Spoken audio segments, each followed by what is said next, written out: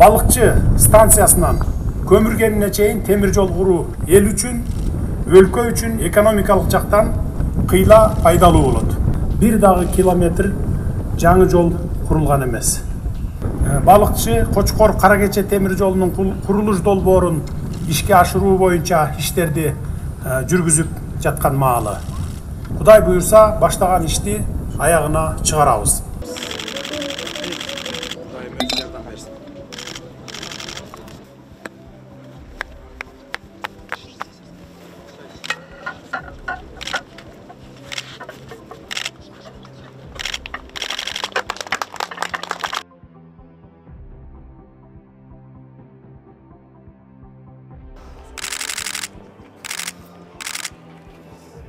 Signal, hazır.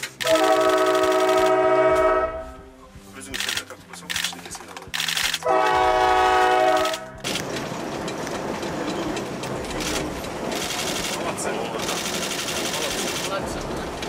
Özün üstüne ne var? Koy bunu. Ne vuruyor?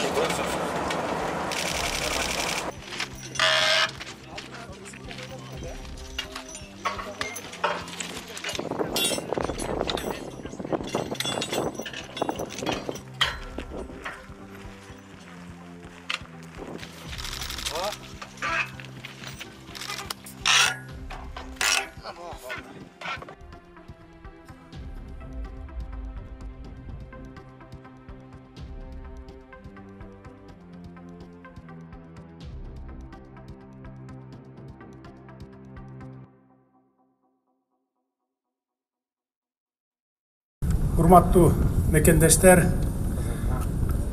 темир жол тармагынын урматтуу өкүлдөрү, мына бүгүн Балыкчы Кочкор темир жолунун курулушун баштоо үчүн чогулуп, өлкө келечеги үчүн маанилүү болгон темир жол түйүнүн түптөө алдында турабыз. Совет бийлигинен кийин Кыргызстан эгемендикке ээ болуп, Кыргыз темир жолу мекемеси түзүлгөндөн тарта бир дагы километр жаңы жол курулган эмес. Андыктан баарыңыздарды бүгүнкү темир жол тармагынын өнүгүшүндө жаңы багыт, жаңы саамалык чоң кубаныч менен куттуктаймын.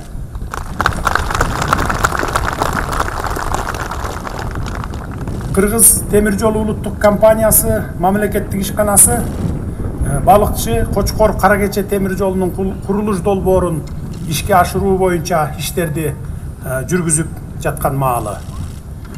Бул долбоорду ишке ашыруунун биринчи этабы биз сөз кылып, курулушун баштап жаткан узундугу 63 чакырымды түзгөн Балыкчы Кочкор темир жолун куруу болуп саналат. Өзүңүздөр билесиздер, бүгүнкү күндө Каракече кенинин казылган көмүр автотранспорт менен Балыкчыдагы станцияга жеткирилет. Андан ары темир жол аркылуу Бишкекке жана республиканын түндүгүндөгү калктуу конуштарга ташылат. Автотранспорт менен ташууда көмүрдүн баасынын бир кыйла өсүп кетерин элибиз жон териси менен сезип келет.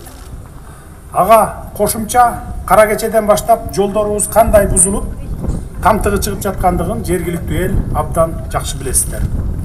Ошондуктан Балыкчы станциясынан көмүргенine чейин темир жол куруу эл үчүн, өлкө үчүн экономикалык жактан кыйла пайдалуу болот. Ошентип, аталган долбоор биринчи кезекте Бишкек шаарынын калкын жана Бишкек жылуулук электр борборун көмүр менен камсыз кылууда Каракечеден көмүр ташуу үчүн эң арзан жол болуп саналат. Жаңы темир жол куруунун натыйжасында өнөр жай ишканаларын өнүктүрүүгө, экономиканы алдыга жылдырууга шарт түзүү, аймактарыбызды транспорт байланышы менен камсыз кылууну арттыруу жана жалпы эле өлкө бүтүндүгүн чыңдоо сыяктуу бир нече милдеттерди чечүүгө жол ачылат. Урматтуу калайык калк, жалпы Балыкчы Кочкор Каракече темир жолу 2030 жылга чейин толук бүткөрүлүп, ишке киргизилет деп пландап жатабыз. Бара-бара андан ары уланып, Махмал аркылуу Жалал-Абадка жеткирип, түндүк-түштүк темир жолун бириктиришибиз зарыл болуп турат. Мына ошондо гана бул жол Кыргызстаныбызга толук кандуу иштеп, пайда берип турган жол болот. Bir иштин башталышы анын бүткөрүүнүн жарымына тете дегендей, аталган темир жол долбоорунун балыкчы Кочкор бөлүгүнүн курулушун баштадык. Кудай буюрса, баштаган ишти аягына чыгарабыз.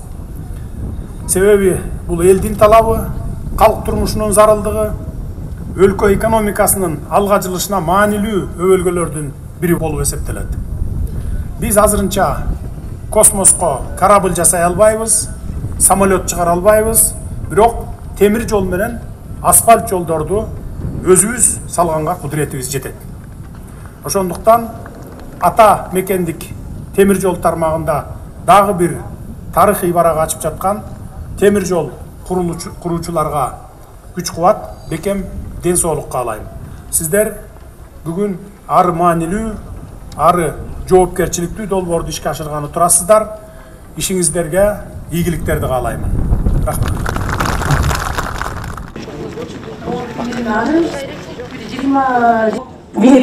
Короче, темир бийлеп турат да, мындайча айтканда. Ушул тарапты көздөй кеткен,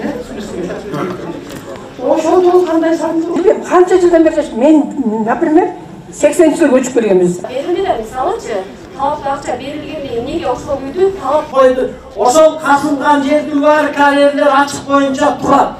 Рекультивация кылгыла десек, бири